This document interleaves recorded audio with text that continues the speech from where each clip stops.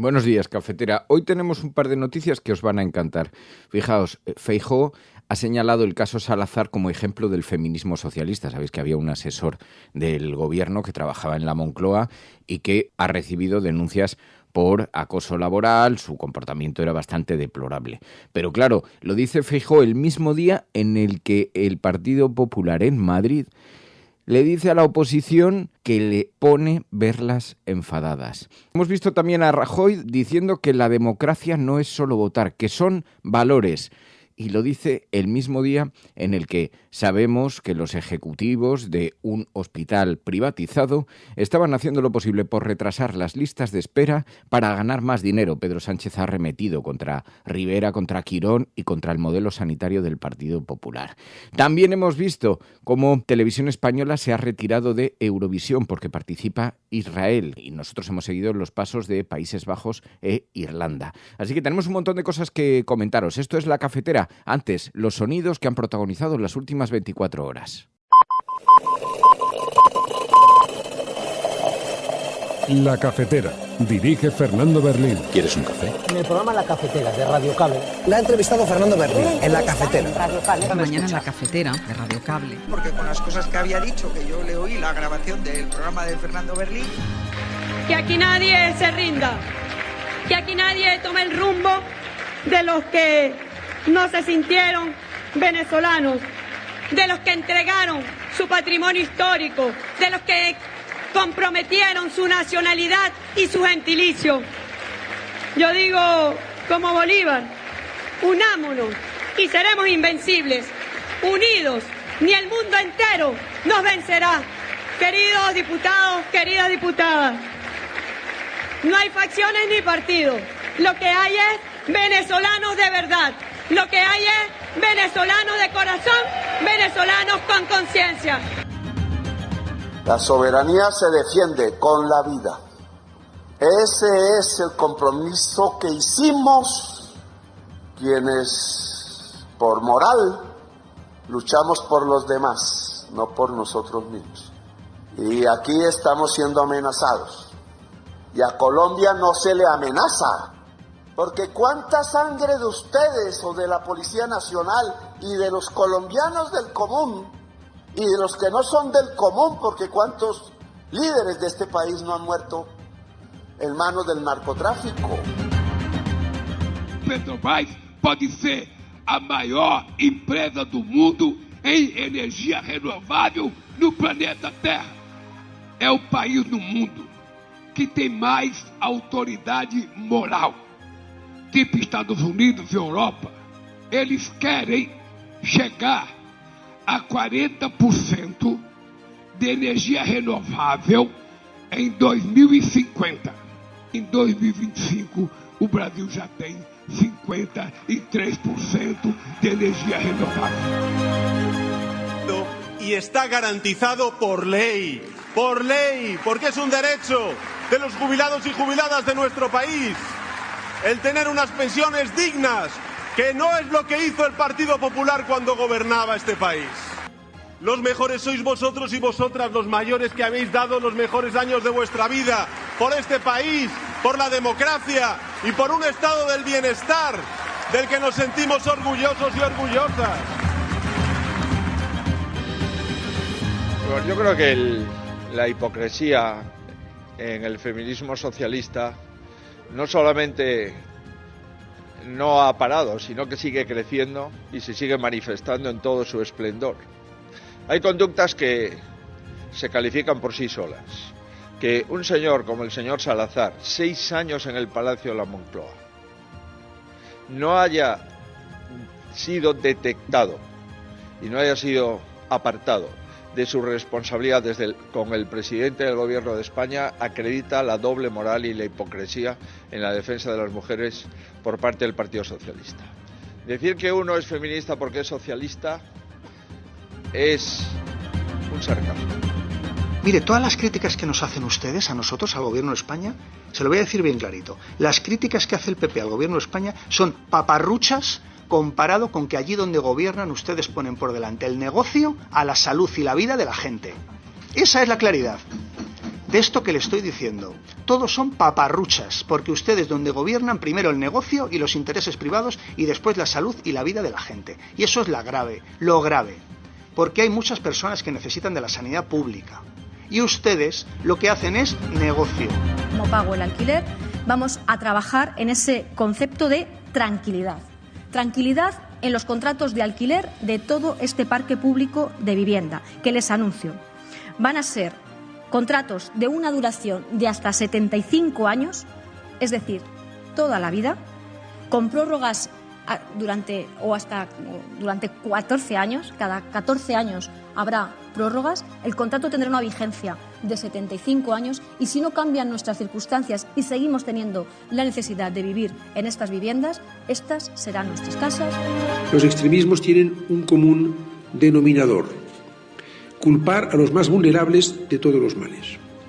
Han tomado de referencia el mismo modelo: perseguir de manera inhumana a personas, separar familias, intimidar a ciudadanos por el mero hecho de haber nacido en otro lugar. Por justicia, por historia y por humanidad, en Cataluña lo tenemos claro. Todo el mundo que viene a mejorar Cataluña es catalán, con los mismos derechos y también con los mismos deberes.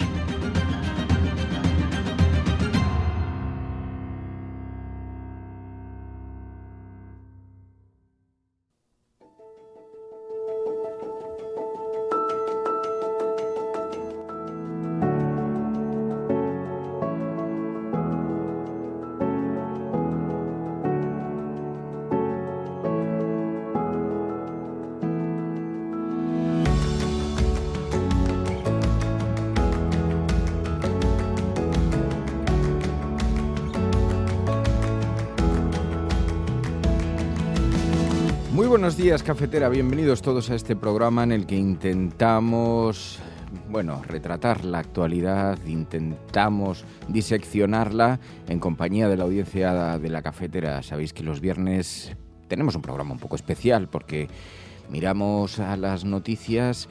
Como a esta hora, cuando estés escuchando esto, yo andaré librando alguna batalla en los oscuros callejones de la corte, en los barrios bajos del periodismo, en las tertulias, allí donde los navajazos y de los machetes roperos pues vuelan con facilidad.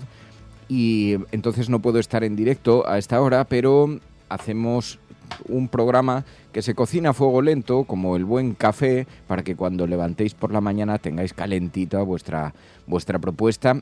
Hablamos de las noticias de hoy, por lo tanto, pero también a lo largo de la semana hemos ido confeccionando espacios donde vamos a analizar la prensa internacional, cómo han retratado a nuestro país, cuál es la mirada que tienen los medios extranjeros sobre España, qué es lo que más han destacado. Nos sirve también un poco como resumen a las noticias que han tenido más protagonismo a lo largo de la semana.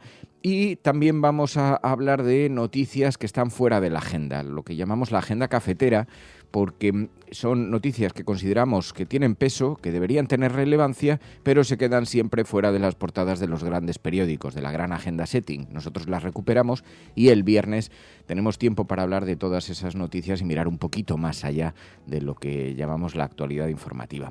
Así que tenemos un montón de cosas y súper interesantes de las que hablar esta mañana. Y como cada día de la semana, sabéis que hacemos un concurso que votan los oyentes para elegir la portada más florida del día.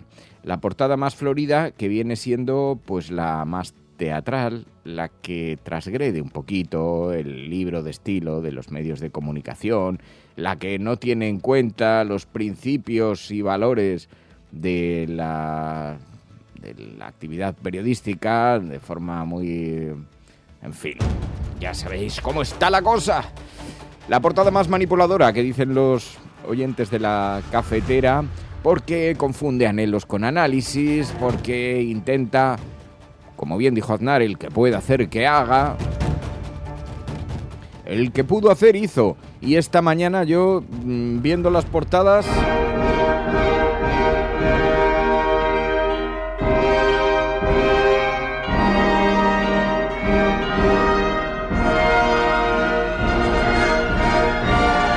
Lo dejaba votado ahora mismo, por no entrar, porque la portada del ABC de esta mañana es como para coleccionarla. El Pollo Carvajal revela un sistema digital chavista para manipular elecciones en todo el mundo. Denuncia que una herramienta llamada Smartmatic nació como herramienta para asegurar el control político y fue usada en Argentina, Brasil, Italia, Reino Unido y Estados Unidos. Un tío que se llama el Pollo Carvajal, así como ya no resulta lo que viene siendo muy fiable.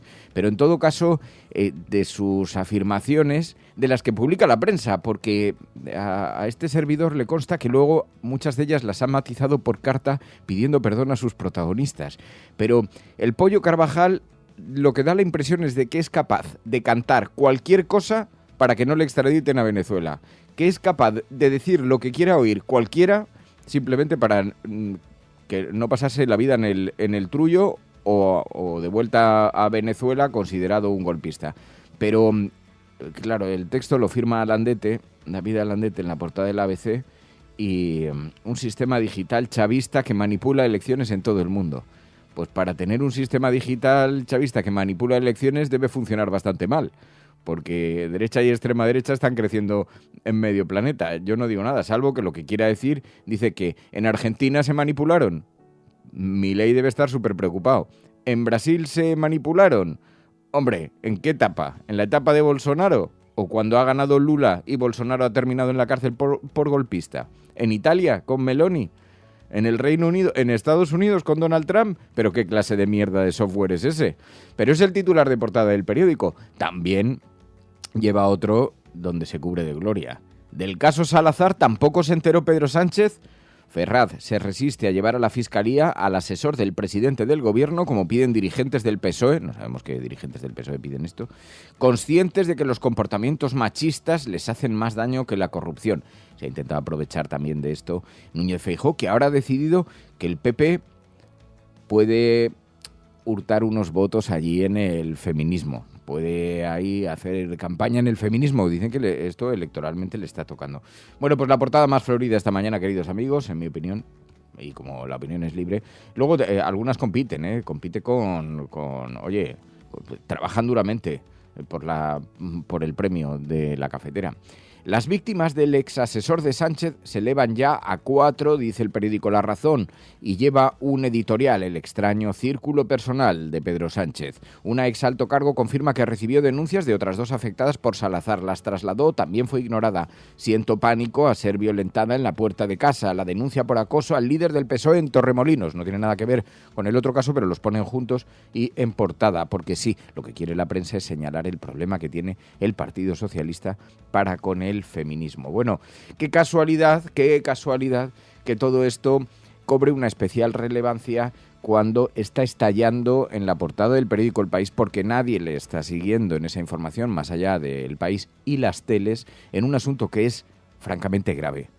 El Hospital de Torrejón ordenó reutilizar material de un solo uso. Los directivos despedidos denunciaron en el canal ético de la empresa la instrucción. Sanidad investiga si ha habido irregularidades en el centro médico y Feijóo reclama que se haga una auditoría con absoluto rigor. Eso le ha debido encantar a Isabel Díaz Ayuso, que debe estar preparando la carta de dimisión de Alberto Núñez Feijóo ya.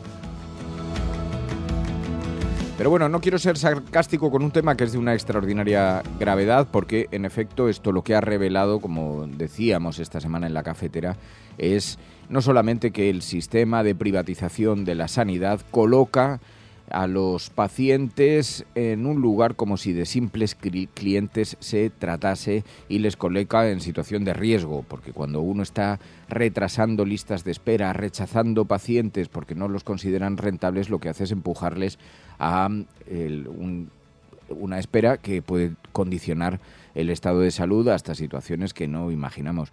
Y esto es bastante grave. Se han estado forrando a costa de la salud de los demás, a costa de del daño, del peligro de la gente y, bueno, las consecuencias deberían ser gravísimos para todo el sistema, no solamente para esta práctica, porque lo que sospechamos es que esto no solo ha ocurrido en el Hospital de Torrejón, sino que viene siendo una práctica habitual en las empresas sanitarias que se benefician de lo público, pero son compañías privadas. Ahora vamos a escuchar qué declaraciones nos ha dejado todo esto, pero, insisto, esta mañana sí creo que la portada más florida son merecedores en el ABC, sin ninguna duda. Estás escuchando La Cafetera y si lo estás haciendo, no estás sola. Los oyentes de La Cafetera sostienen este programa. Hazte mecenas y únete ya a la resistencia cafetera. radiocable.com/mecenas. radiocable.com/mecenas. Sí, porque este programa se sostiene por las aportaciones de los oyentes, lo que nos permite un margen absoluto de libertad para decir lo que nos da la gana. Así que muchísimas gracias a todos los que hacéis posible este programa, a todos los que lo financiáis, a todos los suscriptores. Gracias en radiocable.com/mecenas. En nombre de los oyentes que lo escuchan y que todavía no se han hecho suscriptores, os agradecemos de corazón que apoyéis el proyecto. Levántate con ganas, que el mundo hoy no se acaba. No dejemos la esperanza en la caja de Pandora. Ya es tiempo de que os hagáis suscriptores, los que todavía no lo seáis. Que además, a esta hora, los suscriptores, los mecenas de La Cafetera, a los que os gusta, os apasiona, como a nosotros, la actualidad, la política, estarán seguramente en el grupo de WhatsApp. Tenemos un grupo de WhatsApp que se llama Para el Seguimiento de las Tertulias, que en realidad es como un consejo asesor, aunque allí se habla de todo, muchas veces menos de las tertulias, pero en ese grupo, que estoy yo también, cuando estoy en alguna tertulia de la tele y de pronto necesito un dato por algo, porque tengo ahí están allí comentando. Dile esto, suelta esto, haz esto, tal. Así que si quieres influir en las tertulias, el momento de hacerte suscriptor de La Cafetera y subirte al grupo es este. Juntos podemos hacer que todo salga bien. Porque juntos podemos hacer que todo salga bien. Bueno, en las portadas de los periódicos vemos también el caso del hospital de Torrejón, en la portada del periódico El País.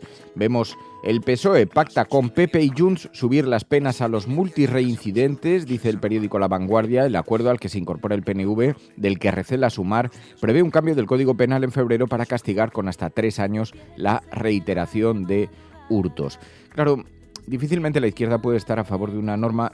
Todos somos conscientes de que la seguridad no es un asunto estúpido, que no es un asunto menor, que además es de lo que se aprovecha la extrema derecha. Todo el mundo quiere vivir con sus hijos, tranquilo, en un país que sea seguro, donde los delincuentes y los delitos no campen a sus anchas. Y en ese sentido hay que hablar de políticas de seguridad. A nadie se le escapa, todos somos adultos y todos somos mayores. El problema es que ponemos mucho interés en hablar siempre de las cosas relacionadas con las penas, con lo judicial, con lo policial, y muy poco foco sobre el origen de esas cuestiones, sobre las políticas sociales, sobre las políticas de reinserción, sobre la necesidad de que la sociedad de que la gente no termine en situación de vulnerabilidad y, por lo tanto, delinquiendo. Y eso implica hablar de educación, eso implica hablar de políticas sociales. Entonces, las reticencias de la izquierda no es porque le parezca mal la policía per se, porque le parezca mal la seguridad, porque sí, o porque lo que les guste sea el caos y el robo y la delincuencia. Lo que pasa es que hay que priorizar cuestiones que sabemos, porque sí, desgraciadamente, y esto lo deberían saber muy bien los señores de derechas, tú puedes ser un señor de derechas culto y de vida ordenada, y que tu hijo de pronto, porque la vida le empuje en 3 bifurcaciones de camino complicadas, termine delinquiendo. Y cuando ves a tu hijo, entonces ya empiezas a pensar que es que a lo mejor las políticas de reinserción y las políticas de reeducación y las políticas culturales y la sociedad y el sistema deberían pararte. Así que lo malo es que solo lo ven cuando les afecta directamente. Pero no es que nadie esté en contra, per se, de ampliar las penas para los multireincidentes. Pues a todo el mundo le parece mal que haya multirreincidencia, eso es indiscutible. La cosa es que el problema es mucho más estructural. Pero, bueno, por lo menos ayer vimos a Salvador Illa haciendo una defensa de la inmigración frente a los extremismos, porque también nos deberíamos preguntar qué casualidad, ¿no?, que todos los extremismos cojan siempre los mismos ideales, las mismas banderas. Los extremismos tienen un común denominador: culpar a los más vulnerables de todos los males. Han tomado de referencia el mismo modelo: perseguir de manera inhumana a personas, separar familias, intimidar a ciudadanos por el mero hecho de haber nacido en otro lugar. Por justicia, por historia y por humanidad, en Cataluña lo tenemos claro. Todo el mundo que viene a mejorar Cataluña es catalán, con los mismos derechos y también con los mismos deberes. Bueno, es uno de los asuntos. Lo que pasa es que, mientras tanto, claro, se ha dado el pistoletazo de salida para la campaña en Extremadura, entonces está muy tensa la cosa. Hemos visto un mitin de Pedro Sánchez que pedía votar al PSOE y argumentaba: es que no quiero que gane la derecha. A ir todos a votar el próximo 21 de diciembre. Hacer a Miguel Ángel Gallardo presidente de la Junta de Extremadura. ¿Sabéis por qué? Yo lo voy a decir muy claro. Oye, porque antes de todo soy secretario general del Partido Socialista. Porque quiero que pierda la derecha. Bueno, podríamos haber encontrado algún argumento un poquito más elaborado, y no es muy difícil, porque es que la derecha lo pone fácil todos los días. Mirad lo que ha pasado en Madrid. Resulta que el PP ha decidido enarbolar la bandera del feminismo. Se han dado cuenta de que hay un buen nicho de votantes ahí que estaban muy escoradas hacia el Partido Socialista y han decidido arremeter. El PSOE también se lo está poniendo muy fácil porque tiene algunos casos, desde Ábalos a Koldo pasando por Salazar, que llenan de gloria, cubren de mierda el entorno del presidente del gobierno. Y esto, claro, lo ha aprovechado Alberto Núñez Feijóo para el reproche a Pedro Sánchez. Bueno, yo creo que la hipocresía en el feminismo socialista no solamente no ha parado, sino que sigue creciendo y se sigue manifestando en todo su esplendor. Hay conductas que se califican por sí solas. Que un señor como el señor Salazar, 6 años en el Palacio de la Moncloa, no haya sido detectado y no haya sido apartado de su responsabilidad con el presidente del Gobierno de España, acredita la doble moral y la hipocresía en la defensa de las mujeres por parte del Partido Socialista. Decir que uno es feminista porque es socialista es un sarcasmo.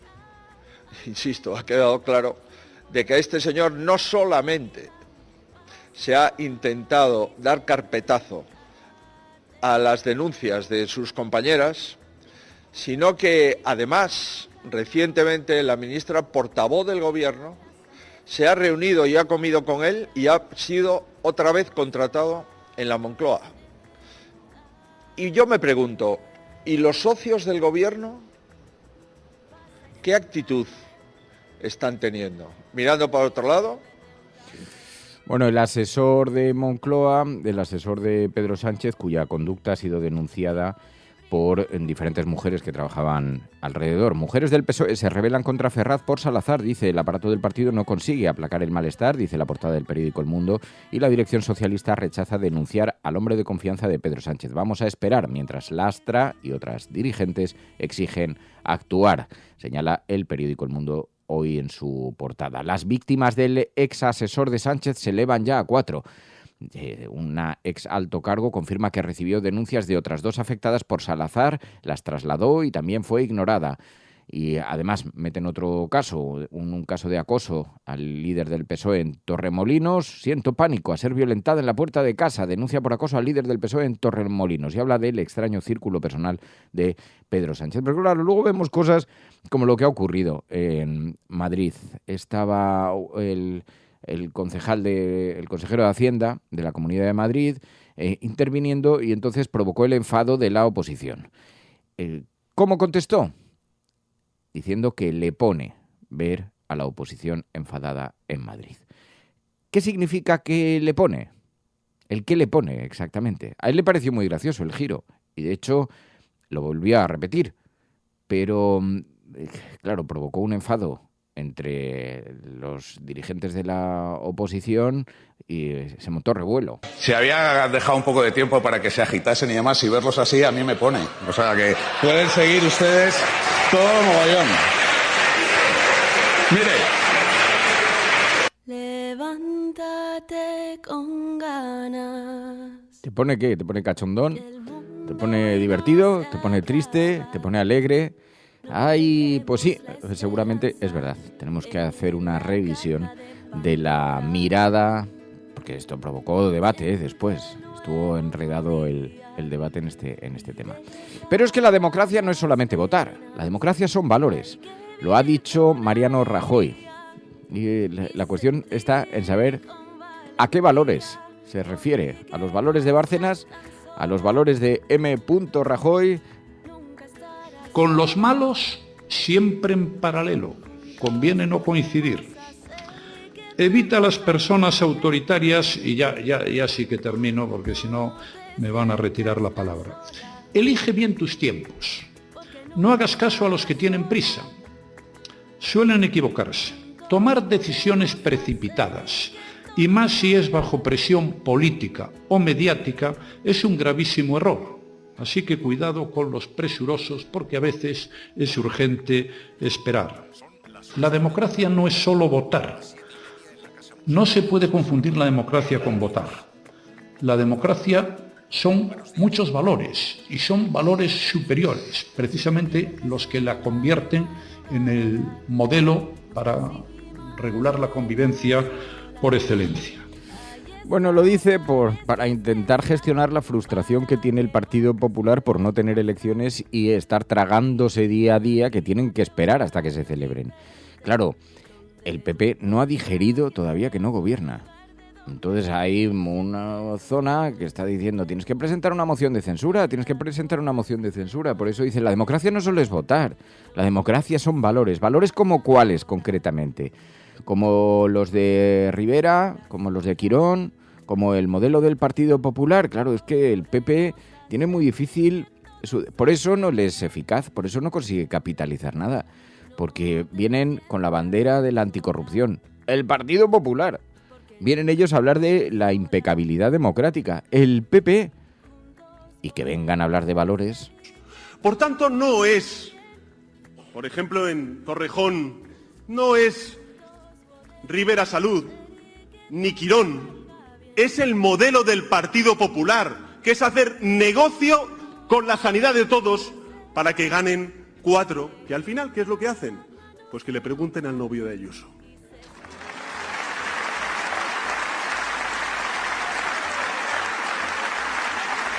Por eso, el próximo 21 de diciembre, lo que está en juego, lo que está en cuestión, lo que hay que responder con nuestro voto, para eso está la democracia, es qué modelo de sociedad queremos.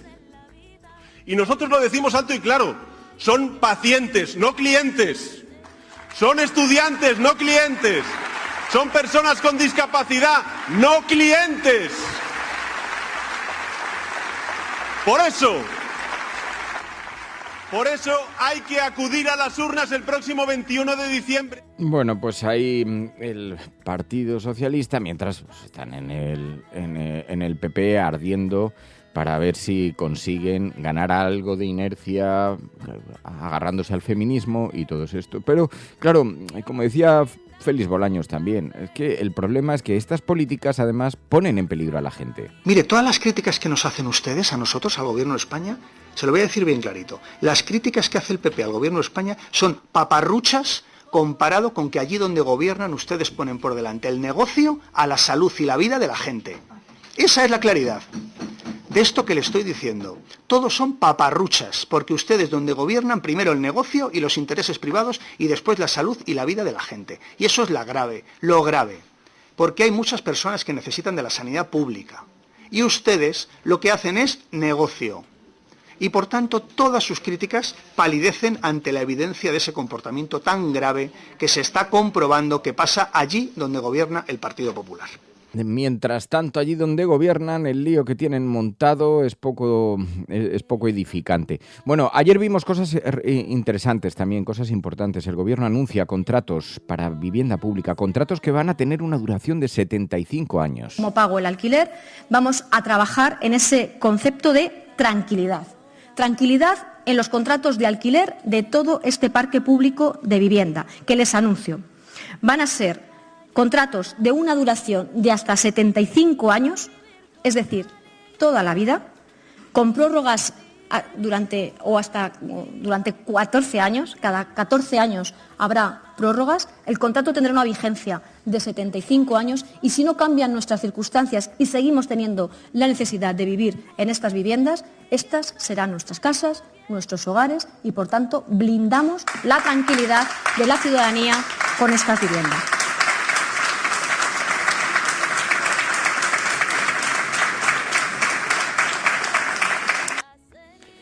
Así que bien anunciado está este asunto. También vimos ayer a Televisión Española se retira de Eurovisión porque participa Israel. Seguimos los pasos de Países Bajos e Irlanda. Radio Televisión Española no participará en la próxima edición de Eurovisión porque la UER ha decidido que Israel siga en el certamen. Una última hora que ampliamos desde la redacción. Javier García Martín, ¿qué ha pasado? Pues España efectivamente se retira del Festival de Eurovisión. Por primera vez toma esta decisión. España llevaba participando prácticamente desde el inicio de 1961, por lo tanto se trata de una decisión histórica de cara a la próxima edición en Viena y que siguen otros países que también se hayan mostrado reticentes a la participación de Israel, como son Países Bajos o Irlanda. Esto implica además que Radio Televisión Española no va a emitir la próxima edición del festival, ni las semifinales ni la final que se celebrarán en mayo. En un comunicado, Radio Televisión Española Así que no habrá concurso, no habrá certamen en esta ocasión y sinceramente sé que hay algunos aficionados, pero me vais a permitir la pequeña maldad. Sé que hay, y soy consciente, entre nuestros oyentes de la cafetera, pero no, digo, ya era hora que nos quitásemos la caspa de encima, porque vaya, más allá de Israel o no Israel, vaya concurso que nos hemos estado comiendo durante décadas. Bueno, queridos amigos, vamos a ver qué es lo que publica la prensa internacional. Estás escuchando La Cafetera y si lo estás haciendo no estás sola. Recuerda, necesitamos tu ayuda. También la de los que os gusta Eurovisión. Pido disculpas de antemano si necesitamos ayuda para sostener el programa. Os quiero. Los oyentes de La Cafetera sostienen este programa. Hazte mecenas y únete ya a la resistencia cafetera. radiocable.com/mecenas. Programas de radio, de televisión en España. La prensa burlándose de nuestra propuesta. Podrán decir todos los periódicos del mundo lo que quieran. Que a democracia vai ganhar. En España, el ex vicepresidente del gobierno... En España finaliza el recuento de votos en los comicios municipales y autonómicos con una participación del 64%. Rodrigo Rato is under investigation. Dejaré lo mejor de mí, para poder estar a la altura de la confianza que ustedes me han entregado. No olvidamos justicia, verdad, respeto. Seguimos. Pues la prensa internacional. Bueno, los viernes hacemos un repaso a los medios de comunicación internacionales que han hablado sobre España y nos permiten ver cómo se ha proyectado la imagen de nuestro país en el exterior. Lo hacemos junto a Pilar de la Peña. Pilar de la Peña, buenos días. Hola, buenos días. Claro, una semana en la que hemos estado muy atentos a ese brote de peste porcina. Ha sido recogido en la prensa internacional. También la respuesta que se le está dando ha generado cierta polémica. También el PP aprovecha esta situación. Es curioso porque además ayer Sánchez fue a Cataluña a hacer una entrevista. Y digo que es curioso porque no fue a hablar de una de las situaciones que están preocupando especialmente en Cataluña y en España en estos momentos, como es la crisis porcina que está teniendo la Comunidad Autónoma de Cataluña y que puede afectar a otras comunidades autónomas y que afecta a uno de los sectores más importantes de nuestro país, como es el sector primario, un sector primario en el que están preocupados no solamente en Cataluña, sino también en Aragón, también en Castilla y León, en Andalucía, en Extremadura, en Castilla-La Mancha, ¿no? Y vemos un gobierno para el que parece que esto no es una crisis, que no hizo absolutamente nada. El señor Illa, que está de viaje, no ha cancelado su viaje, no ha vuelto de México, no está dando ninguna señal de que sea una cuestión que preocupe.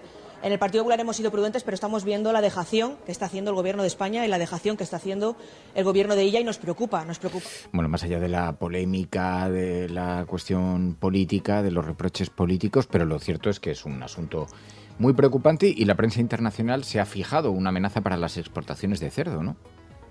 Sí, de forma bastante masiva. La verdad es que medios de todo el planeta, desde medios británicos como The Guardian, The Times, Reuters, estadounidenses como Bloomberg, el New York Post, franceses, La Croix, Les Echos, el Financial Times también, Euronews, Xinhua incluso, la agencia china. La verdad es que la atención han estado muy pendientes de toda la semana de todo lo que ha sucedido, de las distintas noticias. Primero del brote con los 2 primeros casos de jabalís que se fueron encontrados muertos en el Parque Natural de Collserola cerca de Barcelona, y bueno, pues desde todos los detalles, ¿no? Los medios británicos como The Times o The Telegraph hablaban de ese bocadillo de carne contaminada que parece que podía estar en el origen, o que las autoridades dijeron que podía ser la fuente, digamos, de la enfermedad, hasta luego los esfuerzos que se han llevado a cabo, el despliegue de forestales, de agentes locales, incluso de soldados. Es algo que destaca como Le Figaro, por ejemplo,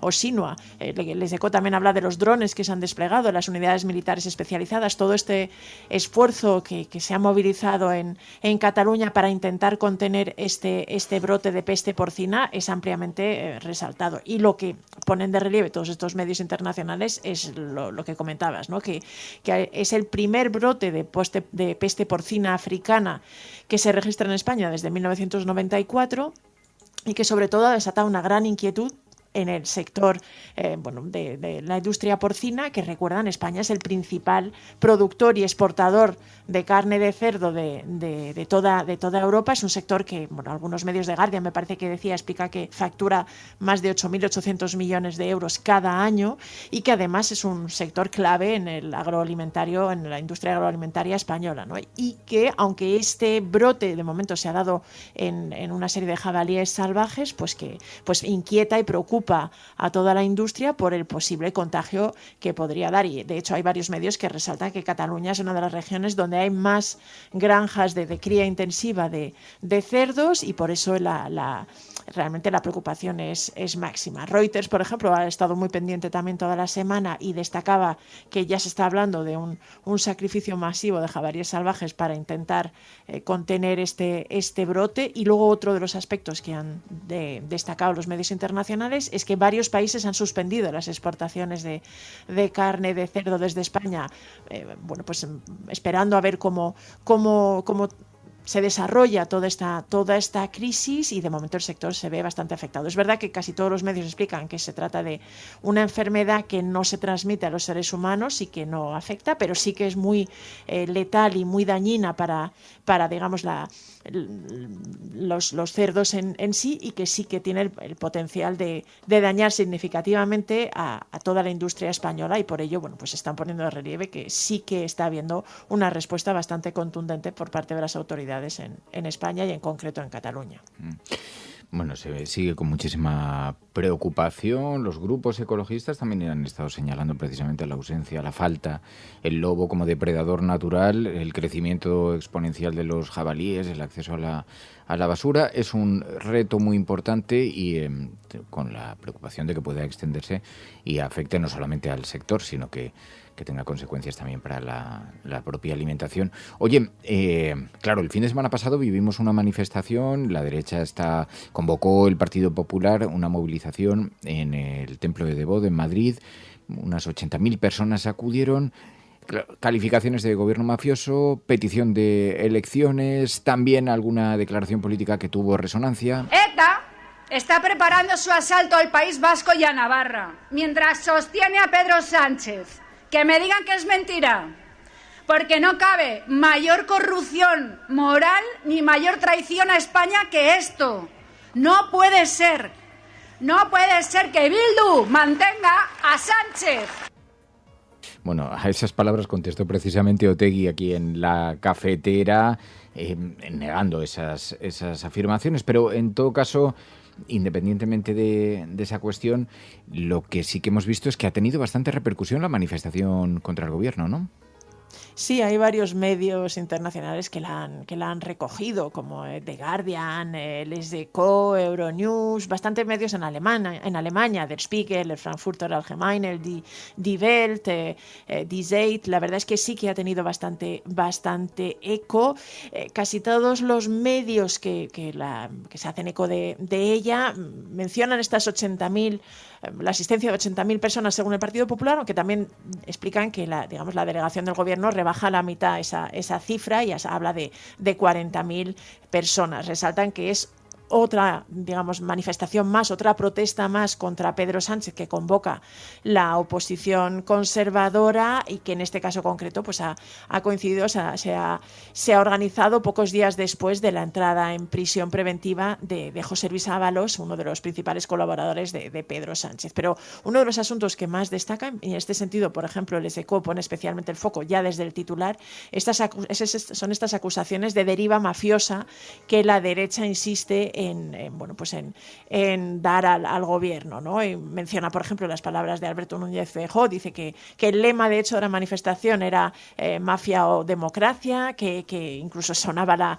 la música del Padrino. Recoge también las palabras de Isabel Díaz Ayuso, no estas que acabamos de escuchar en relación a ETA y a Bildu, pero sí hablando de abandono institucional y moral de España, un poco incidiendo en estas críticas que desde el Partido Popular se hace al gobierno español. Los medios alemanes también ya te digo que han puesto bastante el foco, explican que el gobierno de Pedro Sánchez se está viendo cercado y realmente presionado por varios escándalos judiciales y que la derecha insiste en reclamar la dimisión de Pedro Sánchez, que se convoquen nuevas elecciones, aunque es verdad que Der Spiegel pone de relieve que el gobierno español ha contraatacado diciendo que la derecha tiene mayores casos de corrupción incluso que el propio gobierno y que el PSOE. Pero es verdad que la ofensiva, la presión sí que está en la agenda de los medios internacionales, sí que lo están poniendo de relieve, y en concreto esta manifestación, aunque se explica que es una más de las que ha convocado el Partido Popular, pues ha tenido eco. Al no presentar la moción de censura, siempre se refiere a que no tiene los votos suficientes. Eso no se sabe hasta que... Mientras la derecha, la extrema derecha, pidiendo moción de censura. Oye, lo que hemos visto que también ha tenido mucha repercusión ha sido el vídeo del rey emérito Juan Carlos de Borbón, que, dicen los medios internacionales, ha enfurecido a la Casa Real. Quiero dejar un breve mensaje para los jóvenes españoles, sobre todo para todos los que no conocéis la historia de España. Quiero que sepáis que vuestros padres, vuestros abuelos y muchos españoles unidos conseguimos hacer una transición ejemplar, dar un cambio a este país en unas circunstancias muy complejas en las que todos tuvimos que esforzarnos y arriesgar, pero con la generosidad y el esfuerzo de todos logramos que este país sea lo que hoy es. He realizado este esfuerzo de escribir mis memorias con la idea de que vuestros padres puedan recordar momentos históricos y que vosotros podáis conocer la historia reciente de vuestro país, sin distorsiones interesadas, contado por alguien que vivió la transición en primera persona. Bueno, el caso es que su versión quiere recuperar su imagen, Juan Carlos de Borbón, y invitaba, y eso sí, ha tenido una cierta repercusión en la prensa internacional, ¿no? Sí, como decías, hay varios medios que lo han puesto de relieve, sobre todo por el efecto que ha provocado en la Casa Real. The Times, el diario británico, por ejemplo, decía que había enfurecido a Zarzuela. Algunos otros, como The Irish Times, el diario irlandés, decía que había molestado a la Casa Real, pero en general, pues había cierta, unanimidad en señalar que este mensaje que los medios internacionales resaltan, que parece que ha pillado por sorpresa a la Casa Real y al actual monarca español, pues que realmente había sido mal recibido, ¿no? The Times, por ejemplo, ponía de relieve que había provocado la inusual crítica por parte de Zarzuela. Dice que habían roto el habitual silencio que mantienen sobre las actividades del rey emérito y que habían señalado que el vídeo les parecía inapropiado y realmente innecesario también, ¿no? Y que en este sentido pues les llamaba la atención esta reacción. Y eso que The Times ponía de relieve que en el vídeo Juan Carlos llamaba a las nuevas generaciones, defendía su legado en buena parte, pero también llamaba a las nuevas generaciones a apoyar a su hijo Felipe VI, ¿no? Aunque ponía de relieve que realmente este vídeo pues se había publicado en un momento en el que era bastante sensible para la monarquía, que estaba de nuevo intentando distanciarse de Juan Carlos por algunas de las controversias y además también ponía de relieve que el vídeo se daba a conocer justo antes del lanzamiento de sus memorias, ¿no? De hecho, The Irish Times, otro de los diarios que lo recogía, explicaba que a pesar de que Juan Carlos intenta en este vídeo realmente reivindicar su legado de la transición, da la sensación de que básicamente es un instrumento para promocionar la salida de sus memorias, ¿no? Y incidía el diario irlandés en que estas memorias ya habían provocado, incluso antes de ser publicadas en España, como se lanzaron inicialmente en Francia, ya habían provocado una gran polémica en España, entre otras cosas por las palabras afectuosas que Juan Carlos dedicaba al dictador Francisco Franco justo cuando se conmemoran los 50 años de su muerte. Y pues también destacaba esta reacción de enfado de la Casa Real y señalando que realmente había acontecido en un momento complicado y no había sentado demasiado bien en Zarzuela este vídeo del rey emérito. Por cierto que alguno de los medios, me parece que era The Irish Times, también señalaba que podía haber más vídeos, me parece que era The Times, que podía haber más vídeos, ¿no? Que el entorno de Juan Carlos de Borbón había explicado cuándo y cómo se había grabado y que no descartaban que pudiera haber más vídeos que del actual rey emérito interviniendo a su manera en digamos, o opinando sobre la actualidad y sobre algunos aspectos de lo que está sucediendo en España. Puede ser muy llamativo si eso sucede, pero la prensa internacional sigue atentamente este asunto. Oye, hemos visto también en Le Parisien, destacaban una alerta enviada por un general español sobre armas en el espacio. Sí, fíjate que yo es una noticia que no la había visto que tuviera excesivo eco en la prensa española, pero es una intervención del general Francisco Braco, que es el jefe del Estado Mayor de las Fuerzas Aéreas Españolas. Y lo que destaca el diario francés es ese titular, ¿no? Esa advertencia que ha dicho que actualmente hay armas en el espacio. Todo esto probablemente está enmarcado en el esfuerzo, digamos, en esta especie de concienciación sobre la necesidad de aumentar el gasto militar, pero esta denuncia del general Braco hablando de satélites kamikazes y de sistemas que eran capaces de producir una especie de niebla electromagnética, pues había llamado la atención del diario Le Parisien, ¿no? Hablaba de cómo había lanzado la voz de alerta este general español para que realmente tanto España como toda la Unión Europea pues tomaran conciencia de este problema de la existencia de armas en el espacio y realmente se prepararan para afrontar estos riesgos. Así que lo podemos enmarcar un poquito en todo este esfuerzo por defender o por señalar y evidenciar las amenazas que penden sobre Europa y que están motivando esta carrera por el rearme, pero es verdad que ha llamado la atención del diario francés. También hemos visto cómo Euronews advertía de que el cambio climático se ha convertido en la mayor amenaza para la economía española. Aquí hay una cierta conciencia. Hemos visto iniciativas políticas, medidas políticas que ponen el foco en este asunto. Es que por primera vez, te felicito por ello, ministro, se incorpora la emergencia climática como factor central, con medidas para mitigar y adaptarnos y gestionar las crisis también desde el punto de vista del turismo. Porque, evidentemente, si nuestras playas son engullidas por el incremento de los niveles del mar, si se queman nuestros montes, si se arrasan nuestros parques naturales, vamos a poner en serio riesgo la viabilidad presente y futura de nuestro turismo. Y no queremos eso. Puede tener consecuencias en muchos aspectos, dice Euronews, ¿no?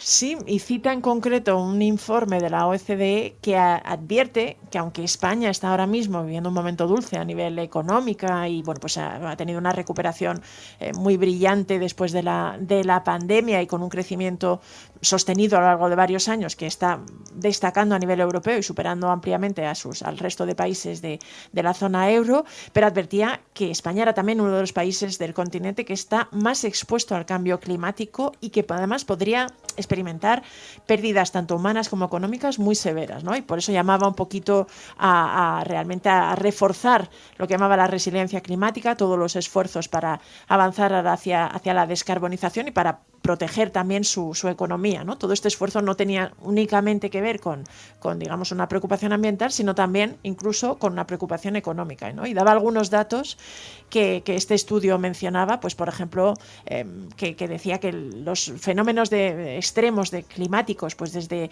inundaciones, sequías, los incendios que también se dan muchas veces por esta combinación de condiciones climáticas muy extremas, pues que ya habían provocado pérdidas que los expertos valoraban en más de 12.000 millones de euros solo en 2025, pero es que decía que podrían aumentar hasta los 34.000 millones, casi 35.000 millones para 2029, ¿no? Y señalaba que realmente el cambio climático era una gran amenaza para la economía. Señalaban que bueno, pues que incluso muy recientemente se habían visto los problemas con inundaciones en Cataluña y en Baleares por la última tormenta Alice, y recordaba también el impacto que tuvo la Dana en Valencia en 2024. Pero sobre todo llamaba la atención esto, ¿no? De cómo desde la OCDE se alertaba que España estaba en un muy buen momento económico, pero debía tener pues en consideración toda esta situación, aunque resaltaban algunos de los avances que se habían dado en España y, por ejemplo, cómo la fuerte apuesta por las energías renovables había permitido al país avanzar bastante, pero también señalaba que dado que hay previsiones de que la demanda eléctrica crezca significativamente, debía dar más pasos y debía pues reforzar toda esta lucha contra o por avanzar en la descarbonización y por adaptarse al cambio climático, si no quería que tuviera un serio impacto en su economía. Pues estas noticias impactan, como digo, de lleno en la prensa internacional, proyectan la imagen de España en el exterior y nos presentan de esta manera. Estás escuchando La Cafetera y si lo estás haciendo eres La Resistencia y no estás sola. Sigue con nosotros y recuerda, este programa se sostiene gracias a las aportaciones de los oyentes. Si todavía no eres mecenas o si has dejado de serlo, recuerda que necesitamos tu ayuda, que necesitamos que te suscribas al programa para poder sostenerlo. La Cafetera no es solamente un programa de radio. La Cafetera es tu compañía. Si valoras el rato que pasamos juntos, apóyala. Radiocable.com/mecenas. We will make America safe again.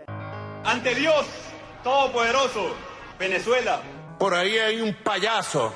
Lo primero que tiene que hacer o tenía que hacer es convocar a elecciones. Esas caritas del domingo. Lo que vamos a disfrutar el domingo con los progres. Le taché a Podemos de populista. Ahí me equivoqué. Pero el Partido Popular sí que tiene que tener credibilidad para hablar de corrupción, porque es nuestra seña de identidad.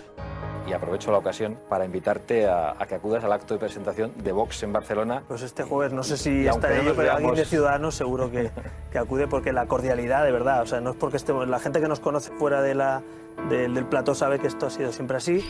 El cielo no se toma por consenso, el cielo se toma por asalto. Yes, we can. Yes, we did. Vamos a proceder a la exhumación de los restos del dictador Franco del Valle de los Caídos. El enemigo es Daesh, el terrorismo yihadista. Más allá de la agenda setting está la agenda de los oyentes de La Cafetera. Buenos días, cafeteros. Buenos días, cafetera. Buenos días, mundo. Creo que la revolución dicen que será feminista o no será, y yo apunto, además, que será ecologista o no será. Hagamos que se nos oiga. Hagamos que se nos conozca. Buenos días, Resistencia. Buenos días, cafetera. Buenos días, Resistencia. Os hablo desde Atenas, donde vivo y trabajo desde hace más de 3 años, cuando empezó la mal llamada crisis de los refugiados. Buenos días, cafetera. Buenos días, cafeteros. Muy buenos días, Resistencia. Os saludo desde Miami. Tu colaboración es importante. Ayúdanos retuiteando la dirección de este programa. Radiocable.com. Bueno, vemos cómo está. Vaya semana la agenda de la cafetera. Sabéis que intentamos abrir también un capítulo los viernes para analizar esas noticias que se suelen quedar fuera de los medios de comunicación, que tienen menos repercusión que las noticias políticas. Algunas son más anecdóticas, son costumbristas, otras simplemente son positivas, y como necesitamos un cierto respiro y necesitamos una cierta relajación, porque también esta semana, la verdad es que yo ya ni me acuerdo qué cosas hemos tenido en la agenda política. O sea, digo, si lo miro y lo veo todo con... Bueno, empezamos con la manifestación. Claro, Ábalos parece que ya está descontado, pero entró en la cárcel el pasado viernes. Qué fuerte. Es que en realidad no hay como mantener, que yo creo que es un poco por eso en lo que se sostiene la política moderna. No hay como mantener la calma, porque cada semana supera a la anterior. Claro, esta semana vimos a Pedro Sánchez diciendo que Ábalos había sido un gran desconocido para él. También hemos visto cómo estallaba el caso, que el diario.es ha estado muy insistente, el caso de este asesor del presidente del gobierno que ha recibido un montón de acusaciones de acoso laboral. Paco Salazar, ¿no? Sí, de Paco Salazar, en el corazón de Moncloa, y comportamientos, en fin, absolutamente denigrantes. Yo no sé, esta semana también nos ha acompañado ese capítulo, ha empezado a crecer, ha empezado a tener repercusión en otros medios de comunicación. También hemos visto cómo se intensificaba la tensión en Venezuela, pero daba una cierta apariencia de estar alcanzando, o que las conversaciones estaban mejorando. El propio Nicolás Maduro hablaba de sus conversaciones con Donald Trump, las explicaba públicamente. El gobierno intentaba acercarse a Junts, también lo hemos visto esta misma semana. Las tensiones sobre las palabras de Ayuso, ETA, Navarra. Aquí tuvimos a Otegi.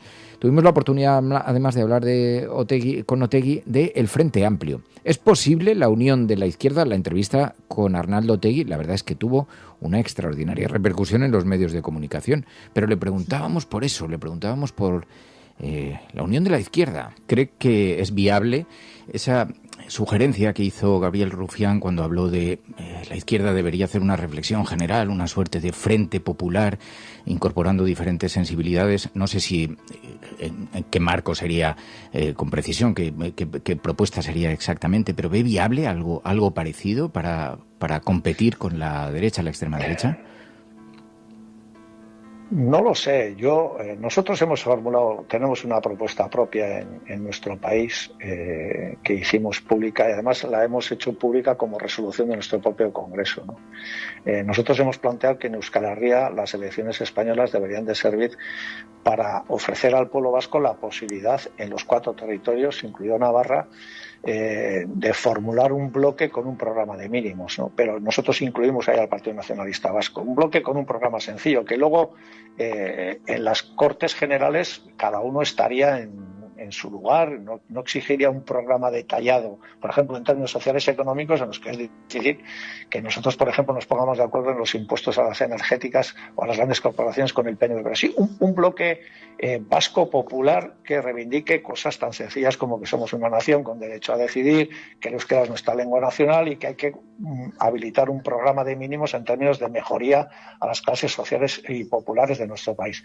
En el Estado español, vamos a ver, nosotros somos admiradores del Frente Amplio uruguayo, ¿no? Yo, cuando tengo ocasión de hablar con los compañeros y compañeras en el Estado español, les digo una cosa: mira, hay una ventaja indudable en Uruguay con respecto a lo que ocurre en el Estado español o en otros países. Nosotros hemos hecho seguimiento un poco de esa línea estratégica del Frente Amplio uruguayo, ¿no? Y hemos hecho en nuestro país lo que nos gustaría que se haría también en otros sitios, que es un Frente Amplio con un programa de mínimos progresista, etcétera. En el Estado español la suma es muy sencilla. Es decir, si la izquierda del PSOE no va unida, pues probablemente los números no den. Bueno, que los números no den no es un problema para una sigla política, es un problema para las naciones del Estado, para las mujeres del Estado, para los trabajadores de las diferentes naciones del Estado, y por lo tanto, si esa es la prioridad y si nosotros nos dirigimos desde las izquierdas plurinacionales a nuestros países diciendo cuidado porque lo que viene no es un tema baladí, es un bloque reaccionario con un programa reaccionario. Yo creo que hay que estar a la altura de las circunstancias y ser coherente con eso.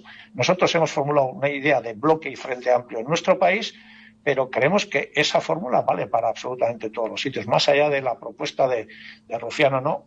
Si no hay conjunción de fuerzas en el Estado a la izquierda del PSOE, pues los números sencillamente no van a dar. Y eso no lo va a pagar una sigla política, lo van a pagar naciones como la vasca, como la catalana, como la galega, pero los trabajadores en su conjunto, las mujeres en su conjunto. Por lo tanto, es una cuestión, desde mi punto de vista, de lógica política y de marcar prioridades. Bueno, pues sí, parecía partidario de esto. Es uno de los asuntos, tuvo una gran repercusión y en el debate político, salió en casi todos los medios de comunicación, sus palabras estuvieron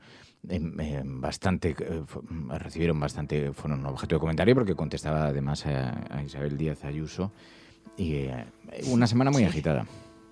Sí, era llamativo, fue muy interesante la entrevista. Es verdad que Otegi siempre es un personaje que, bueno, arrastra una cierta controversia por su pasado, por su relación con el terrorismo, pero en este sentido realmente el viaje que ha hecho es bastante interesante y sus palabras incluso recomendaba, él explicaba, ¿no?, que es partidario de escuchar incluso a José María Aznar, una persona con la que está en las antípodas, pero que entiende que cuando se le escucha se descubren algunas claves y algunas de sus palabras eran muy llamativas. Es verdad que, por ejemplo, con respecto a Isabel Díaz Ayuso se mostró muy crítico, dijo que decía disparates, la llamó ignorante por algunas de las referencias que ha hecho sobre euskaldunizar Navarra, y también dijo que no sabía hacer política sin nombrar a ETA, ¿no?, y que le tenía que dar el disgusto de que ETA realmente había desaparecido hace varios años. También se mostró muy contundente, muy claro, desmintiendo la reunión que tanto José Luis Ábalos como algunos medios de la derecha pues insisten en que se produjo entre él mismo y el presidente del gobierno, con Pedro Sánchez. La verdad es que fue tan contundente que cuesta trabajo creer que insistan y que pueda haber alguna evidencia de que existió, pero y todo esto hizo que realmente pues sí se hablara bastante de él y dio además bastantes claves en algunos otros aspectos, incluso en temas de reconciliación, en temas de la izquierda. La verdad es que la entrevista estuvo muy bien. Fue una conversación muy interesante y luego agradecemos además que nos hayáis hecho llegar también vosotros vuestros comentarios, porque es verdad que ha habido bastante unanimidad en lo interesante que es escuchar diferentes voces y desde diferentes aproximaciones en un tiempo en el que además también, bueno, los prejuicios marcan un poco la agenda pública. Hay muchas cosas. Luego ya fuera de la agenda política nos encontramos algunas cosas, porque digo yo, algunas no son buenas noticias, algunas nos hacen reflexionar. Hemos visto cómo el cambio climático se convertía, decíamos antes, en la mayor amenaza para la economía española.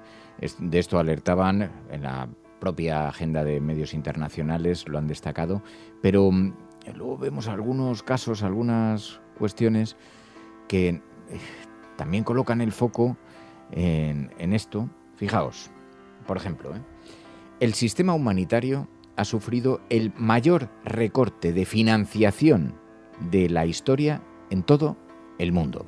Además de reducciones financieras, el sistema humanitario internacional se encuentra cada vez más deslegitimado por gobernantes como Donald Trump, que imponen intereses geopolíticos frente a los valores solidarios. Vemos los efectos del cambio climático, pero también la hambruna, los recortes en un montón de partidas, en un montón de cuestiones que de pronto, pues recortes, por ejemplo, en partidas contra la desnutrición infantil, tratamientos contra la malaria, la lucha contra el VIH, la tuberculosis, donde se cierran muchísimas estructuras de salud en lugares como Somalia.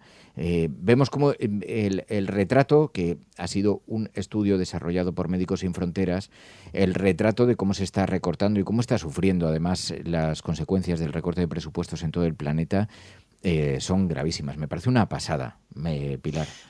Sí, y la verdad es que coincide. El estudio habla de, pues eso, del recorte en la mayor caída de financiación de proyectos humanitarios. Tiene mucho que ver con algunos de los recortes anunciados por Estados Unidos. Por ejemplo, cuando Donald Trump prácticamente recortó o casi canceló buena parte de los programas USAID, que era el programa, digamos, de ayuda humanitaria. Tiene también que ver con los recortes incluso a Naciones Unidas, que fíjate que en esta misma semana hemos escuchado a Antonio Gutiérrez alertando que probablemente la ONU vaya a tener que recortar, o que ya están planteando un recorte del 15% en el presupuesto y de un 18% de los empleos, que va a haber muchas partidas que no se van a poder cumplir por, entre otras cosas, los atrasos en las aportaciones de Estados Unidos, aunque no se limitan a Estados Unidos, porque lo que tanto Naciones Unidas denuncia como este estudio de Médicos Sin Fronteras es que Estados Unidos parece que lleva la voz cantante y marca la senda y la tendencia, pero hay más países que están procediendo a recortar estas partidas, ¿no? Que hablan de las necesidades de centrarse en otros asuntos y están realmente poco a poco socavando todo el sistema de ayuda humanitaria y todo también el sistema multilateral, ¿no? En la ONU pues ya estamos viendo estos efectos. Hay datos bastante inquietantes, como apenas están logrando la financiación que, por ejemplo, Naciones Unidas está intentando conseguir apenas el 20% de las peticiones. Hay muchas partidas y muchos sectores que se están viendo afectados. Es verdad que, por ejemplo, para el caso de Palestina está siendo la región que más ayuda está recabando. Se hablaban de más de casi 3.000 millones de dólares. Ucrania ha reducido bastante, pero hay algunas zonas que se están viendo casi abandonadas, como Somalia, por ejemplo, donde hay una serie de crisis de salud pública bastante importante. También los programas de lucha contra el VIH, desde luego todos los servicios de salud sexual, que además es un aspecto que muchos de los gobiernos que hablan de estos recortes pues lo consideran casi desde un punto de vista ideológico. La lucha contra la malaria, y en general las ONGs también están destacando todo este recorte, que además no son solo recortes de la financiación, sino también ataques directos, ¿no? que se está denunciando. Pues hemos visto las declaraciones de algunos gobernantes señalando incluso las actividades de las ONGs o de Naciones Unidas para intentar deslegitimar su trabajo y su labor. Bueno, tristemente, pues sí, la deriva que está cogiendo el mundo en estas materias es una cosa verdaderamente lamentable. Luego hay noticias más costumbristas que nos permiten devolver un poquito del sentido del humor a las cosas, que tampoco nos ponemos siempre. En este programa intentamos equilibrar también entre las noticias que nos angustian y las noticias que nos provocan. Levántate con ganas. Que nos provocan alegría, para levantarnos de la cama con alegría, porque el mundo no se acaba. No dejemos la esperanza en la caja de Pandora. Así que resulta que hay sorprendentes beneficios de cantar para la salud. Está respaldado por la ciencia, Pai, lo dice la BBC. Sí, es un reportaje bastante interesante. Hablan un poquito de los vínculos sociales que se forjan cuando las personas cantan, especialmente cuando cantan en conjunto, que eso es algo bastante conocido, bastante obvio probablemente, ¿no? Como une pues alguien que ha cantado una noche en un karaoke, también probablemente lo pueda dar fe. Pero es que lo que destaca la BBC es que la ciencia ha descubierto que hay muchas cosas, ha explicado igual por qué y ha detallado un poquito qué es lo que se produce en el cuerpo humano cuando cantas, y es bastante llamativo. Por ejemplo, han descubierto que mejora la frecuencia cardíaca y la presión arterial. A veces que a ti eso es uno de los temas que te preocupa, pues mira, que sepas que cantar, especialmente cantar en grupos o en coros, pues ayuda a esto. Refuerza también la función inmunitaria. Explica la ciencia que activa determinados aspectos. El nervio vago, por ejemplo, que está conectado con las cuerdas vocales, que también libera endorfinas, que se activan también neuronas en varios hemisferios, y que todo esto realmente está produciendo beneficios que no se limitan a que te sientas bien, sino que tienen incluso realmente efectos en la salud. Desde luego en la salud mental, que también es uno de los aspectos que mencionan en la BBC, pero en la salud física, ¿no? Incluso, ya te digo, en el sistema inmunitario. Así que ahora que además se acerca una época en la que se canta bastante de cara a las Navidades, pero no hace falta esperar a los villancicos o las reuniones familiares. Se puede hacer también con amigos en coros o incluso en la ducha si se quiere, porque la ciencia viene a decirnos que realmente cantar tiene, pues es positivo para la salud. Porque nunca estarás sola. La cafetera no es solamente un programa de radio. La cafetera es tu compañía. Si valoras el rato que pasamos juntos, apóyala. radiocable.com/mecenas.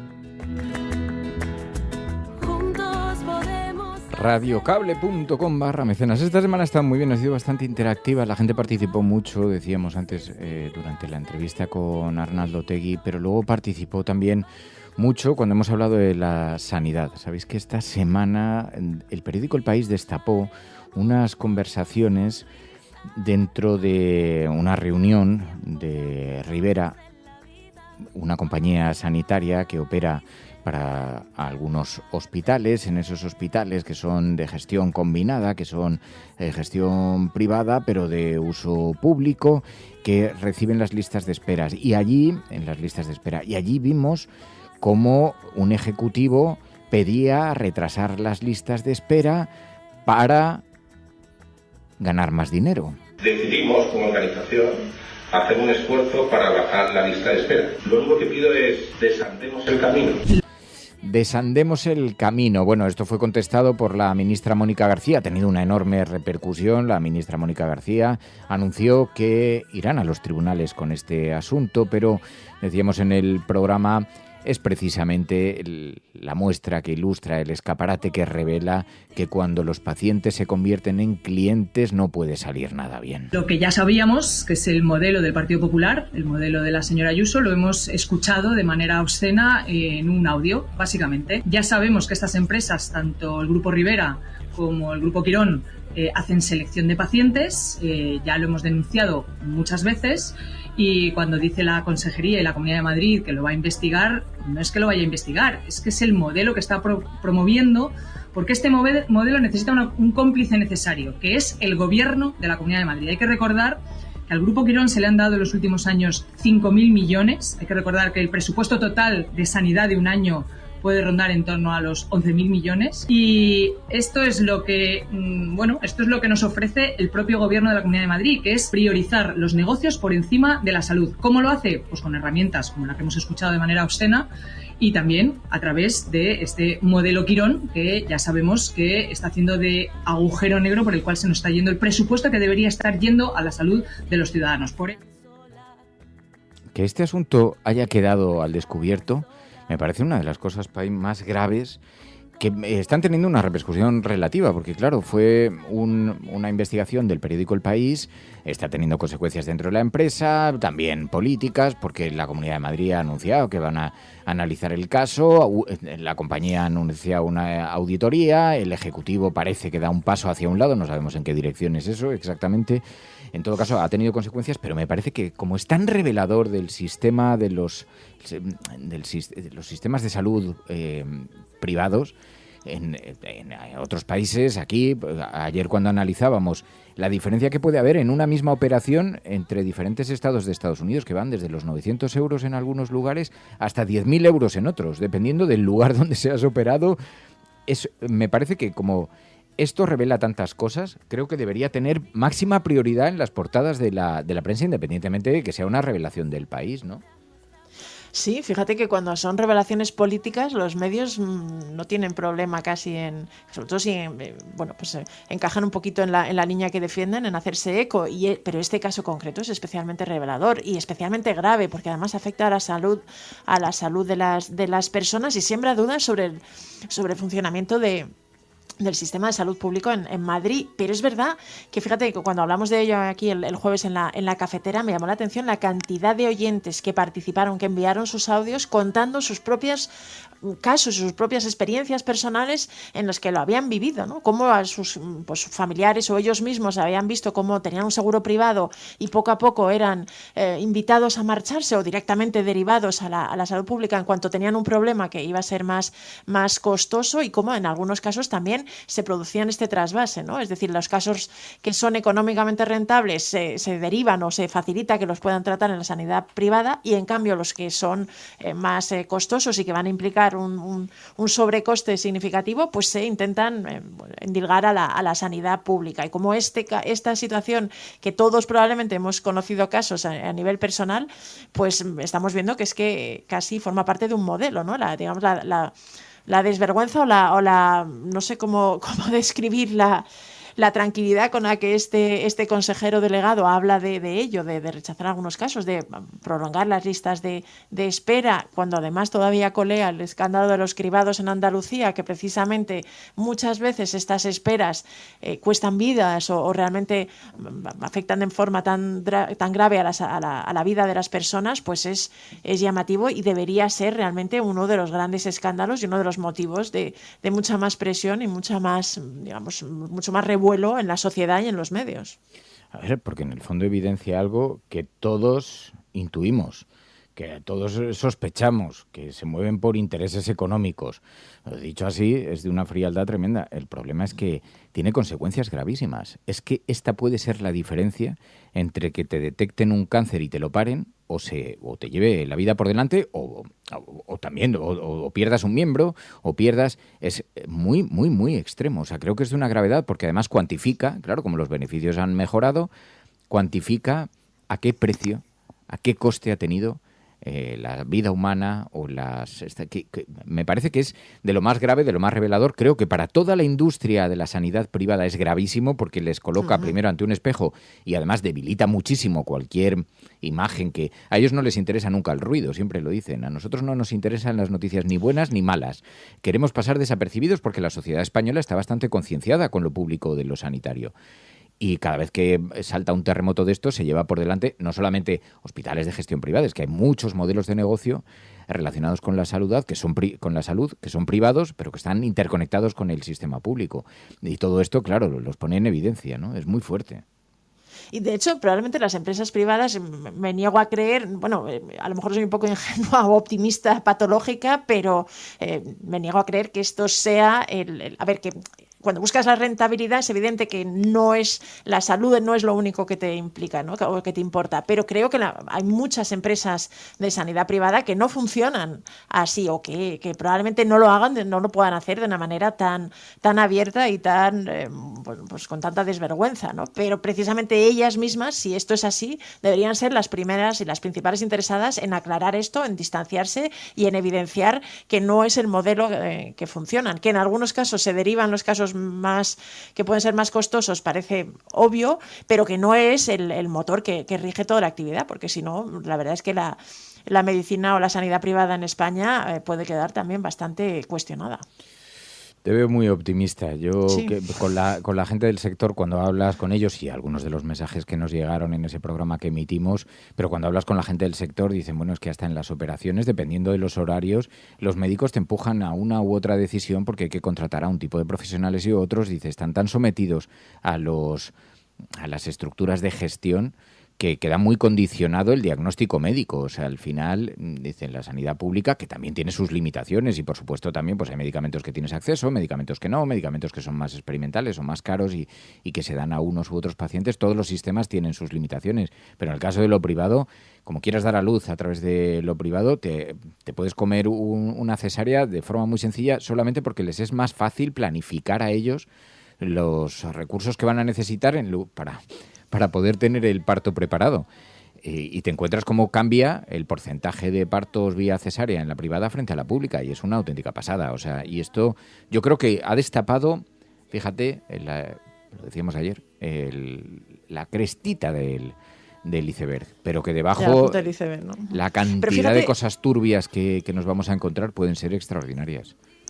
Lo que pasa es que cuando digo que las empresas de sanidad privada deberían ser las primeras interesadas, claro, en esas empresas trabajan muchísimos médicos que probablemente no estén de acuerdo con esa filosofía y que luchan por ello. De hecho, El País también revelaba que esta empresa, Rivera Salud, había despedido a 4 directivos que habían denunciado esos recortes. Es decir, internamente también hay gente que pelea y batalla para que eso no sea el único tema, porque quizá lo más indignante de estos audios de este consejero delegado es que ni siquiera había un problema digamos deficitario en este hospital, sino que quería maximizar y alcanzar un nivel de 4 o 5 millones de beneficios, y por eso no tenía problemas en descartar pacientes o en alargar las listas de espera. Es decir, ni siquiera es que hubiera un problema que no fuera ya rentable, sino lo que se buscaba es que fuera todavía más rentable a costa eso de la salud de algunas personas. Bueno, muy triste, muy lamentable este estallido. Oye, también cuando hablamos de inmigración nos hemos encontrado con unas palabras de Donald Trump. Pilar, esto nos lo tienes que explicar, porque me parece de una gravedad, de una deshumanización alucinante. Llamó basura a los inmigrantes somalíes. I'm understanding, and you're going to look at that, Scott. I hear they ripped off Somalians, ripped off that state for billions of dollars, billions, every year, billions of dollars, and they contribute nothing. The welfare is like 88%. They contribute nothing. I don't want them in our country, I'll be honest with you, okay? Somebody would say, oh, that's not politically correct. I don't care. I don't want them in our country. Their country's no good for a reason. Their country stinks, and we don't want them in our country. I can say that about other countries, too. Bueno, cuéntanos un poco qué es lo que estaba diciendo. Bueno, la verdad es que se estaba refiriendo a los inmigrantes somalíes, en concreto a los somalíes que están en Estados Unidos, en la zona de Minneapolis y en el estado de Minnesota, y realmente las palabras eran tan duras. Hablaba de ellos como basura, que no contribuían en nada, que venían únicamente a aprovecharse, que a él, si no contribuían en nada, era gente que no le interesaba y le daba igual que fuera políticamente correcto o no, que prefería echarlos. Hablaba además, mencionaba hay una congresista demócrata, Ilhan Omar, que es de origen somalí, que ha sido extraordinariamente crítica con el Partido Republicano y que es precisamente de este estado, y también tenía un punto de ataque a ella, ¿no? Pero es verdad que Donald Trump, en esta ofensiva que tiene hacia los migrantes, es verdad, estas declaraciones las hizo en esta especie de reunión del gabinete abierta que hace, en la que además todos sus consejeros y sus secretarios de distintos departamentos pues le elogian y le pusieron todo tipo de parabienes, y realmente fue un despliegue de elogios y de palabras amables para Donald Trump y grandilocuentes, que llamó la atención, y se creció, y realmente habló de cómo iba a llevar a cabo los ataques en tierra en Venezuela, llamó hijos de perra a los narcotraficantes, y en este sentido, en este contexto, se producen estas declaraciones. Pero es verdad que son de una deshumanización total, llamando basura, diciendo que tienen que volver, diciendo que también hay otros países a los que no preferiría que no hubiera inmigrantes en Estados Unidos, y claro, abre la puerta y implica un poquito pues toda esta campaña en contra de los migrantes, en contra de la inmigración. Tiene que ver también con que Donald Trump le gusta a la gente que aporte y que le permita hacer negocio y hacer dinero, ¿no? Y en este sentido ya hemos hablado de ello, pero este indulto que ha dado al expresidente hondureño, condenado con pruebas en un juicio en Estados Unidos, y sin embargo, pero bueno, de cierto nivel económico y además bien relacionado con el Partido Republicano, y en cambio no tiene problema para matar a las personas que van en las lanchas en el Caribe, en ataques, incluso no tiene problema para rematarles cuando sobreviven, porque en buena parte son la escala más baja incluso del problema, evidencia un poquito la escala de valores que tiene el presidente estadounidense. Pero además estas palabras sobre los inmigrantes somalíes en Minnesota, muchos temes que que impliquen una campaña en este estado, y que realmente aumenten ahí las redadas, las expulsiones y la represión contra esta comunidad. La verdad es que todo es muy loco lo que está ocurriendo en Estados Unidos. Es todo, da verdaderamente pavor. Nos escribía también desde Amnistía Internacional, dice que han denunciado los centros de tortura de inmigrantes en Florida. Hay nuevas investigaciones que revelan violaciones de derechos humanos en los centros de detención del llamado Alcatraz de los Caimanes y Crom. Alligator Alcatraz, ¿no?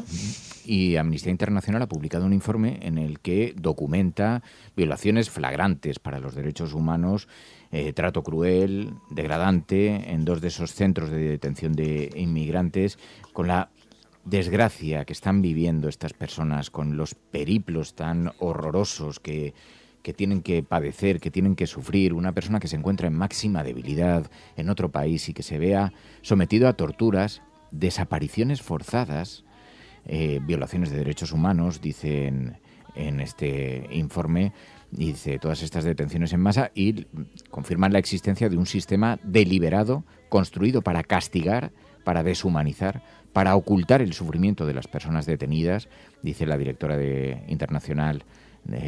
Amnistía Internacional para las Américas, y dice el control de la inmigración no puede funcionar fuera de Estados de Derecho ni estar exento de cumplir las normas de los derechos humanos.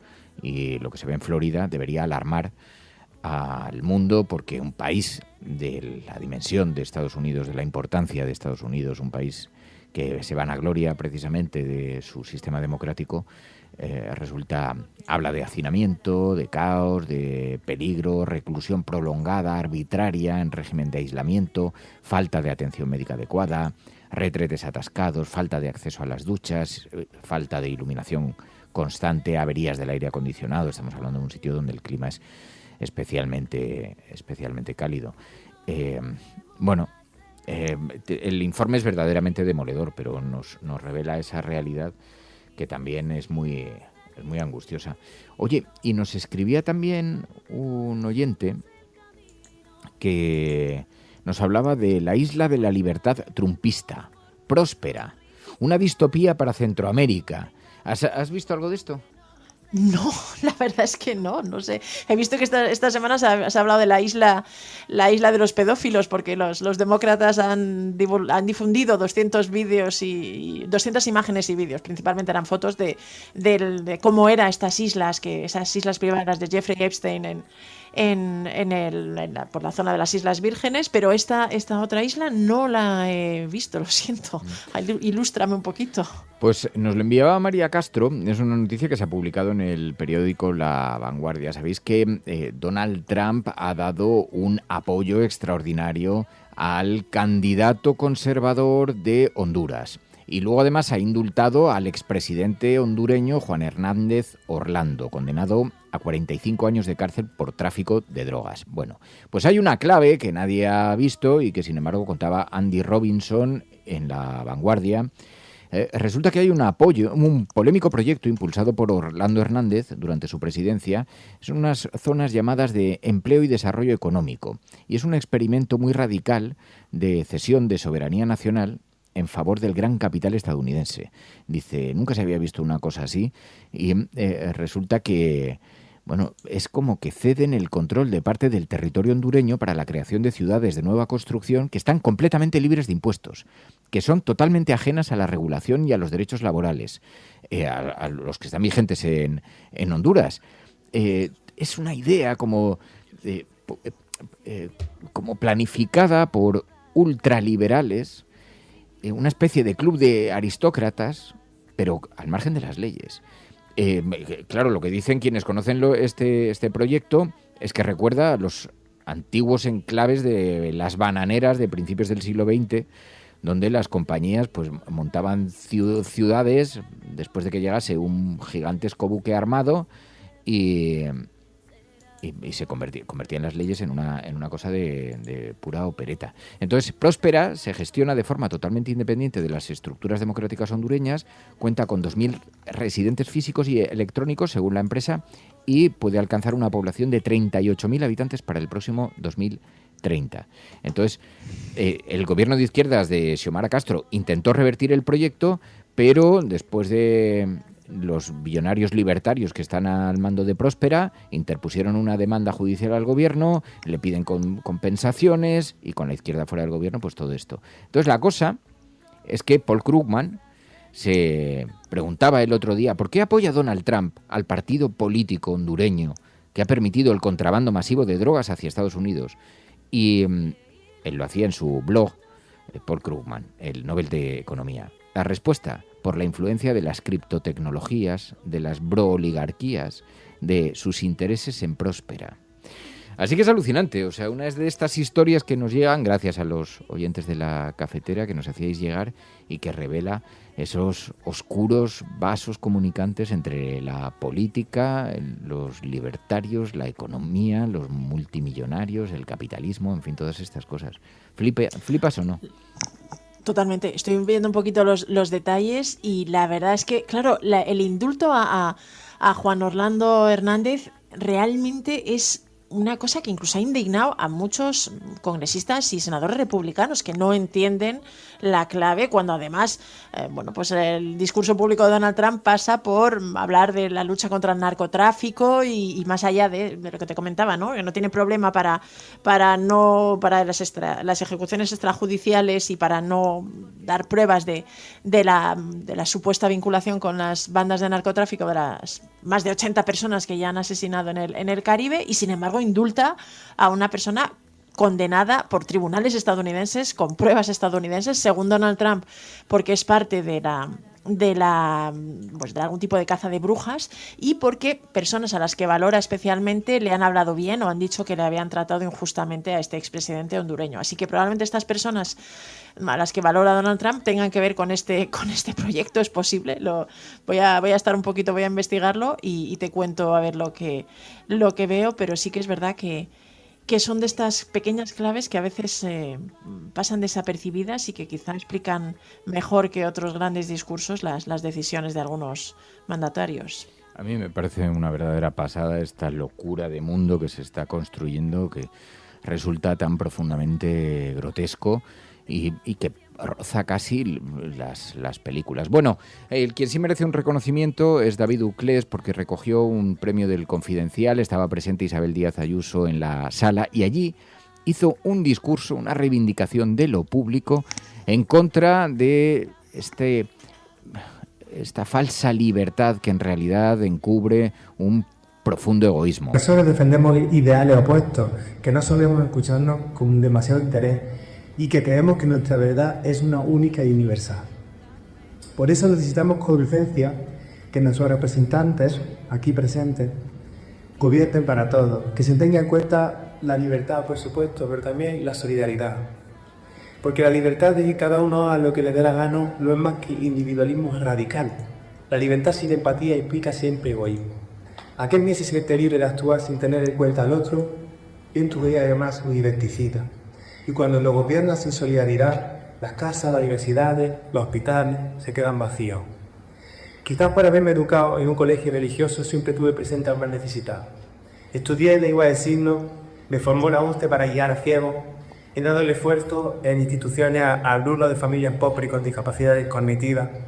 Bueno, la libertad mal entendida se convierte en libertinaje, pero sobre todo se convierte también en un acto de enorme insolidaridad y de injusticia, de desigualdad, decía el escritor David Uclés. Así que desde aquí, desde la cafetera, hoy consideramos que tiene que recibir nuestro café con doble aroma, porque además fue un gesto de valentía delante de Isabel Díaz Ayuso. Si veis las imágenes del vídeo, se ve cómo empezaban a sufrir escalofríos todos los de la primera fila. Buenos días, mundo. ¿Quieres un café? ¡Ay, qué cosas! Bueno, pues así nos vamos a marchar. Hoy viernes, con este repaso tan singular a la semana que hacemos aquí en la cafetera los viernes, y agradeciéndoos como siempre vuestra compañía, vuestra lealtad.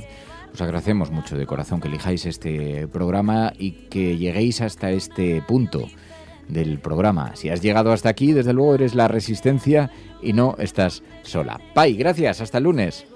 Gracias a la resistencia, siempre. El lunes es fiesta, pero habrá programa. Haremos una conversación aquí, tendremos una conversación para ver cómo están las noticias. Nos escuchamos el lunes, adiós. Porque nunca estarás sola.